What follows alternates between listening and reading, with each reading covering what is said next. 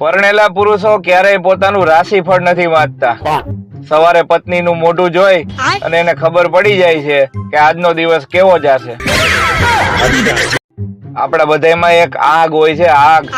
Doctor એને acidity કહે છે.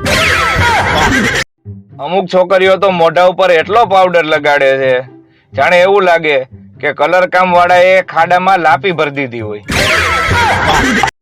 કુંવારા હોવાનું એક દુઃખ એ છે કે રૂમમાં બધાય મચ્છર એક જ જણાને કરડે.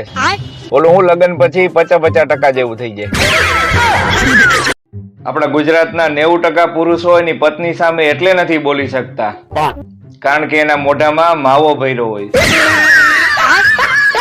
જ્યોતિષ એક જણાનો હાથ જોઈને કે તમને એકાદ વર્ષ તકલીફ રહેશે. બોલો કે પછી તો સારું થઈ જશે ને? કે ના ના, પછી તો તમે ટેવાઈ જશો. કુંડળી તો સાસુ ને વહુની મેળવવી જોઈએ. છોકરા તો બિચારા ગમે એમ કરીને એડજસ્ટ કરી લે એવા હોય. હું તારા વગર શ્વાસય નથી લઈ શકતો. આઈ લવ યુ મારા નાક. હું સુધારવાની તૈયારીમાં જ હતો ત્યાં અંદરથી અવાજ આવ્યો કે તું બગડો તો જ કેદી.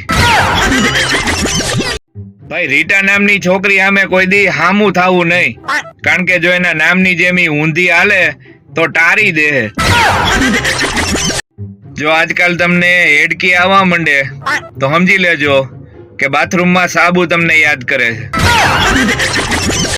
ભાઈ રીટા નામની છોકરી સામે કોઈ દી હામું થાવું નહીં કારણ કે જો એના નામની જેમ ઊંધી હાલે તો ટારી દે.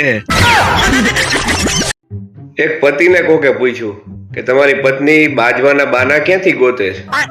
ઓલો કે ઈ ખાલી મને જ ગોતે છે, બાના તો એની પાસે તૈયાર જ હોય. આજે સવારે 5 વાગે ઉઠ્યો તો, અંધારું હતું. એનો અર્થ એ થયો કે માણસો ખોટું બોલે છે. આમાં જાયગા ત્યાંથી સવાર ક્યાં થઈ? મારા બાપુજીની 7 ભાઈઓ. કેટલા? હા, એમાંથી 2 જ ભણ્યા, બાકી બધાય બૂસ મારું થયા. હું થયા? બૂસ મારું. હા, ઈ વખતે ઈ જમાનામાં ઈ 300 ના બૂસ મારતા. કેટલા ના? 300 ના. હા, ઈ બધાયને 2 છોકરા થયા. કેટલા થયા? 2. હા, ઈ બધાય હવે 30,000 ના બૂસ મારે છે. કેટલા ના? એલા બોલો તો ખરા તો વાત આગળ વધે. હા હા, મોબાઈલ ઘરે મૂકીને બહાર નીકળીએ ને તો એવું લાગે કે શરીર જ સાથે છે, આત્મા તો ઘરે પડી રહી. પોલીસ વાળા કેદીઓને કે તમે કેમ કૂદીને ભાગી ગયા? ઓલા કે જમવાનું સારું નતું મળતું સાહેબ. એમ તો આ સળિયા શેનાથી કાપ્યા? કે ભાખરી થી. બધી ગુજરાતી સ્ત્રીઓનો કોમન ડાયલોગ. આ તો હું હતી ને એટલે ટૈકી, બીજી હોત ને તો કેદુની મૂકીને વહી ગઈ હોત. તો મારા ઇન્સ્ટાગ્રામ વાળા મિત્રોને ખાસ ઈ પૂછવું હતું કે આ ઇન્સ્ટાગ્રામ ઈ કેટલા ગ્રામનું હોય છે? ગરમી એટલી છે ને ભાઈ, એની કોઈ સીમા નથી.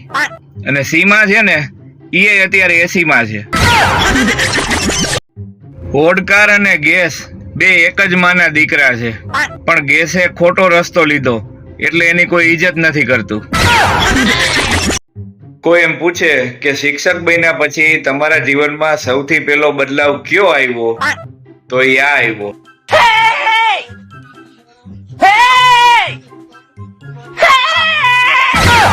મિત્રો, આજે હું તમને એક રોચક જાણકારી આપું, સાંભળીને હેરાન થઈ જશો. આપણા ગાલ એટલા માટે આપ્યા છે કારણ કે આપણે જમતી વખતે કોળીઓ 2 બાજુથી ઢોળાઈ ન જાય. બસ આવી જાણકારી મેળવવા માટે ફોલો કરો. રાજકોટમાં રહેતા એના પપ્પાને વિદેશ રહેતા એના છોકરાએ ફોન કર્યો કે પપ્પા હમણાં હીટવેવ છે, બપોરે 1 થી 4 બહાર નો નીકળતા. પપ્પા બેટાને કહે બેટા આપણે તો શિયાળામાં નથી નીકળતા, રાજકોટ વાળા છીએ. નવા લગ્ન થયા હોય, બધા એક હામટા પરિવારમાં રહેતા હોય અને પતિ એની પત્ની માટે નાસ્તો લઈ આવી અને છુપાઈને જે રસ્તેથી પત્ની સુધી પહોંચાડે એને સ્ટેટ ઓફ હોર્મુઝ કહેવાય. પેલા હું બહુ દુખી રહેતો હતો, પછી મેં સ્પોકન ઇંગ્લિશનો કોર્સ કર્યો. હવે હું સેડ રહું છું. અત્યારના સમયમાં પતિ પત્ની એકબીજાને અડી શકે છે પણ એકબીજાના મોબાઈલને અડી શકતા નથી. પતિ અને પત્નીમાં ફરક બસ એટલો જ છે કે પતિ એક કાનેથી સાંભળી બીજા કાનેથી કાઢી નાખે છે, જ્યારે પત્ની બે કાનેથી સાંભળી અને મોઢેથી કાઢે છે. શું તમે જાણો છો કે મારા ઘરથી તમારું ઘર એટલું જ દૂર છે જેટલું તમારા ઘરથી મારું ઘર? બીજા દેશમાં કોઈ વસ્તુ ન લેવી હોય ત્યારે ગ્રાહક ચોખ્ખી ના પાડી દે કે ના અમારે નથી લેવી, અને આપણે ત્યાં એમ પૂછે કે સાંજે કેટલા વાગ્યા સુધી ખુલ્લી હોય? સાંજે આવું. પત્ની પતિને કહે લગ્ન પહેલા તો તમે મને કેટલીય ગિફ્ટ આપતા, હવે કેમ નથી આપતા? ઓલો કે તે એવું ક્યારેય સાંભળ્યું છે કે માછલી પકડાઈ ગયા પછી માછીમાર માછલીને ખાવાનું આપે?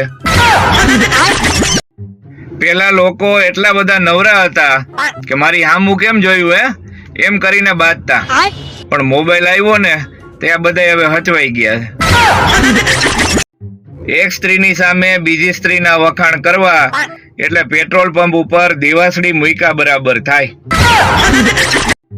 પરણેલા પુરુષોની લાઈફસ્ટાઈલ નથી હોતી, વાઇફ સ્ટાઈલ હોય છે. ગુજરાતી કપલના પ્રેમની શરૂઆત સાંભળો છો ત્યાંથી શરૂ થાય છે અને બેરા થઈ ગયા છો ત્યાં પૂરી થાય છે. જેઠ મહિનામાં આટલી ગરમી ક્યારેય નથી પડી. લાગે છે કે જેઠની સાથે જેઠાણી પણ આવ્યા છે. પ્રેમ અને વરસાદ શરૂઆતમાં જ સારા લાગે, પછી બેયમાં પૂર અને વાવાઝોડા આવે. બારને કહી દઉં કે અમને જરાય હલકામાં ન લેતા, અમારે ત્યાં ફોનમાં હરખું સંભળાતું ન હોય ને કાપી નાખીને મંડે હરખું સંભળાવવા. અમારે રિમોટ હરખું હાલતું ન હોય અને રિમોટ ને થપ્પડ મારી રિમોટ મંડે કામ કરવા. ચપ્પલ ઊંધા થઈ જાય ને અમારે ઘરમાં ડખા થઈ જાય, અને છોકરા રોતા હોય ને છાના ન રહેતા હોય મારીને છાના રાખી દે.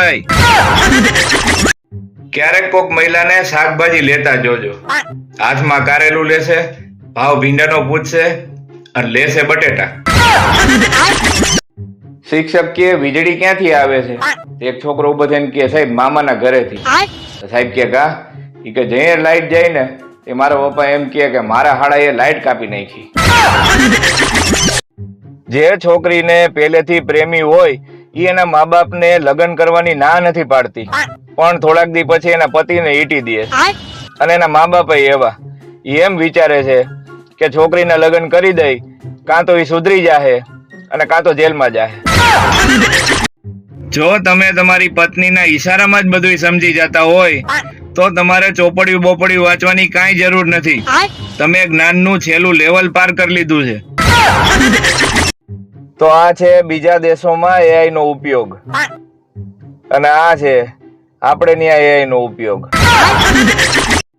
જો તમે તમારી પત્નીના ઈશારામાં જ બધું સમજી જતા હોય તો તમારે ચોપડિયું બોપડિયું વાંચવાની કાંઈ જરૂર નથી. તમે જ્ઞાનનું છેલ્લું લેવલ પાર કરી લીધું છે. આ તો સારું છે કે ઉધરસ સાથે શરદી થાય છે. તમે ખાલી વિચાર કરો ઉધરસ હારે ઝાડા થતા હોત તો. મિત્રો તમને કોઈ તાત્કાલિક રિપ્લાય ન આપે ને તો ક્યારેય ઉદાસ નહીં થવાનું, પણ એમ વિચારવાનું કે હું નવરો છું, મારી જેમ બધાય થોડા નવરા છે. પરણેલો પુરુષ આજીવન વિદ્યાર્થી રહે છે. માને એમ લાગે કે એની બાઈ શીખવાડે છે અને બાઈને એમ લાગે કે એની માં શીખવાડે છે. લગ્ન પછીના પ્રથમ 5 વર્ષ સુધી પત્ની એના પતિને કેવી રીતે બોલાવે છે ખબર છે? પહેલા વર્ષે જાનુ કહીને બોલાવે, બીજા વર્ષે એ જી એમ કહીને બોલાવે, ત્રીજા વર્ષે સાંભળો છો એમ કહીને બોલાવે, ચોથા વર્ષે ભૂરાના પપ્પા એમ કહીને બોલાવે, અને 5મા વર્ષે ક્યાં મરી ગયા એમ કહીને બોલાવે. વરસાદ વરસવા માટે બહુ જોર કરે છે, બહુ અંધારે છે, પણ તોય વરસતો નથી. લાગે છે વરસાદને કબજિયાત થઈ ગયું છે. સ્ત્રીઓ પરણીને આવ્યા પછી 5-7 વર્ષ સુધી રડે છે, લડે છે, ખૂબ જ સારો સંઘર્ષ કરે છે, પણ હાર નથી માનતી. છેવટે પતિ ઉપર કાબુ મેળવીને જ જંપે છે. મોબાઈલની શોધ ટાઈમ બચાવવા માટે કરવામાં આવી હતી, પણ હવે મોબાઈલને જ બધો ટાઈમ આપવો પડે. કામ એવા કરો કે બીજી વાર લોકો સામેથી કહે કે ભાઈ તું રેવા દે, અમે કરી નાખશું. એક જણો એના ગુરુને મળવા ગયો. તે ગુરુએ આશીર્વાદ આપ્યા અને ખાલી એટલું જ કીધું કે કોઈને કહેતો નહીં કે હું તારો ગુરુ છું. ગામડાની સ્ત્રીઓ સાંજે પતિની રાહ જોતી હોય છે કે આવશે એટલે સાથે જમીશું, અને શહેરની સ્ત્રીઓ સાંજે પતિની રાહ જોતી હોય છે કે લાવશે ત્યારે સાથે જમીશું.